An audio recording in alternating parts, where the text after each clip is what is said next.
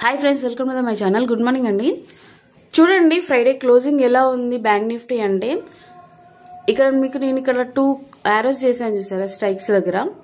మనము 1600 పాయింట్స్ రేంజ్లో ఈ 2 కాల్స్ని అట్లీస్ట్లో యాడ్ చేసుకొని అబ్జర్వ్ చేయండి ఎడ్యుకేషన్ పర్పస్లో అని చెప్పడం జరిగింది అనమాట. కాకపోతే మనకు ఫ్రైడే క్లోజింగ్ ఎలా ఉంది, ఆల్మోస్ట్ 1300 చేంజ్లో ఉంది, అంటే 300 పాయింట్స్ వరకు తగ్గింది. కాకపోతే టార్గెట్ ఎక్కడ హిట్ అవ్వలేదు. సో ఇది ఏంటి అంటే ఇండైరెక్ట్ కన్సోలిడేషన్. ఓకేనా, ఇవి క్యాండిల్స్లో తెలియదండి, ప్రైస్ యాక్షన్స్లోనే తెలుస్తుంది.